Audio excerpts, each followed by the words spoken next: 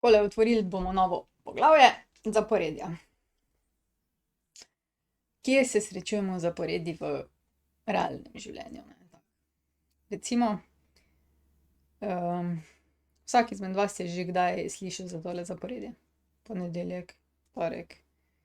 Vsak bi ga znal nadaljevati. Jaz upam, da no. Če ste si YouTube znali prižgati, potem mislim, da znate tudi ponedeljek, torek, sreda, četrtek, petek, sobota, nedelja in tako naprej, ne? In isto, ne vem, meseci, januar, februar, marec, april, maj. To so taka zaporedja, ki jih nekako vsi poznamo, uporabljamo, ne? No, ker smo pa pri matematiki, bomo pa mi pogledali številska zaporedja, ne? In številska zaporedja, eno prvih, ko vam jih mame predstavijo, so na primer števila. 1, 2, 3, 4, pa tako naprej, ne. Se pravi, zaporedja so nekaj, kar uporabljamo, kar nekako znamo intuitivno nadaljevati. Zdaj pa moramo to napisati nekako po matematično, ne. In gremo kar naprej na definicijo pravega matematičnega zaporedja. Se pravi, zaporedje je funkcija iz množice naravnih števil v množico realnih števil. In tako definirano zaporedje je neskončno. Zdaj pa kaj mislimo s tem? Ni tako hudo, kot se sliši, ne? Se pravi, če imamo množico naravnih števil, kaj imamo tukaj noter, ne? Imamo 1, 2, 3 pa tako naprej, ne? No, in potem pa, če damo tukaj množico realnih števil, imamo tudi te noter, ne? 1, 2, 3, lahko imamo pa 1 polovica tudi pri množici realnih števil ali pa koren 2 ali pa kaj takega, ne? Se pravi, iz enih števil v druga. V bistvu je pomembno tole. Ponavadi smo imeli funkcije iz realnega v realnega, zdaj pa imamo iz naravnih števil. Namreč pri zaporedjih je tako. Nekako intuitivno vemo, da imajo vsako svoje mesto. Na primer ponedeljek je prvi dan v tednu, malo nam gre na jok, ne. Petek je 5. dan v tednu, smo že bolj veseli, ne. 6. in 7. dan pa seveda izkoriščamo za zabavo.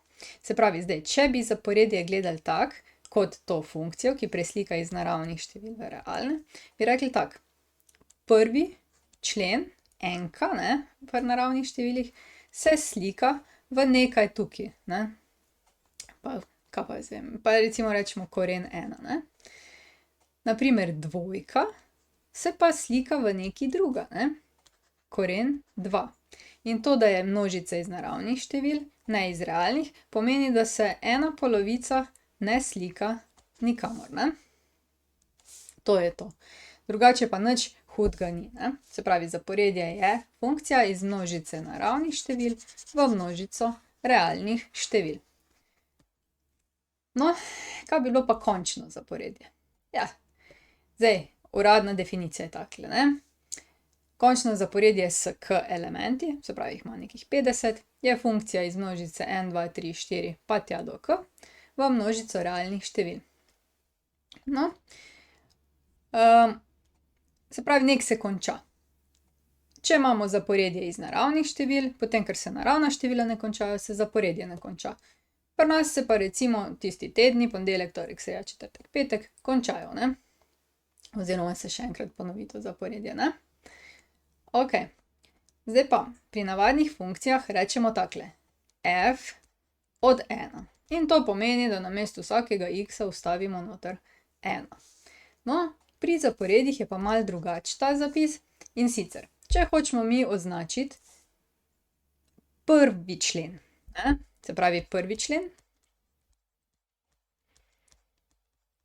zaporedja, rečemo A 1. Drugi člen bi bil A 2. Tretji člen bi bil A 3. 100. člen bi bil A 100. Ne? Se pravi, tale nam pove, katero mesto zaseda. Na primer, če bi imeli ponedeljek, torek, sreda, potem bi bil tale člen naš prvi, ker je prvi v vrsti, tale člen naš drugi člen, tale člen naš tretji člen in tako naprej.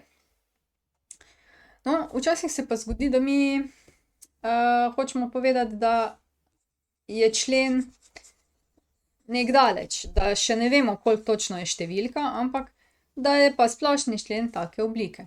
Se pravi, neki člen, ki, ko rečemo, da je 5. člen, ga lahko izračunamo, ko rečemo, da je 7. člen, ga lahko izračunamo, drugače pa splošni člen.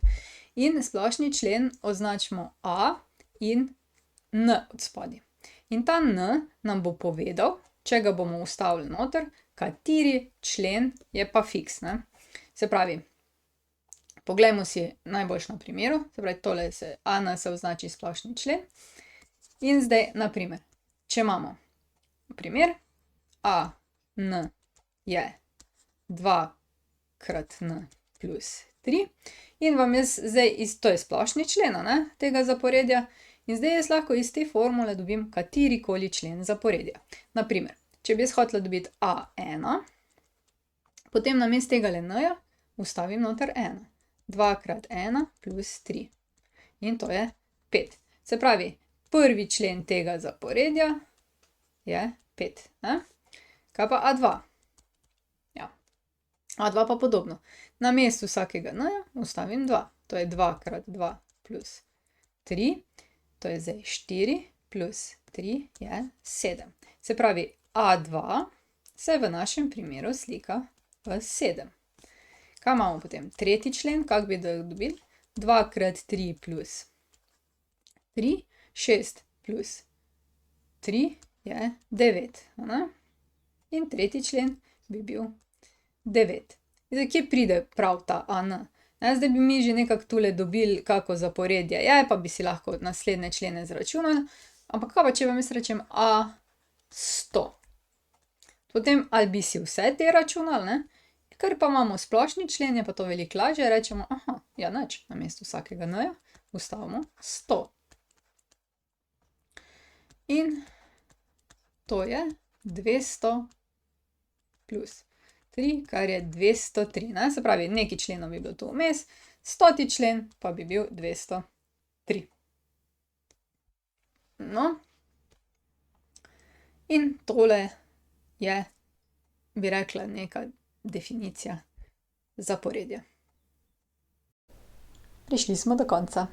Če želite ali morate videti več, si poglejte na moji spletni strani ninarazlaga.si ali pa se naročite na moj YouTube kanal. Se vidimo!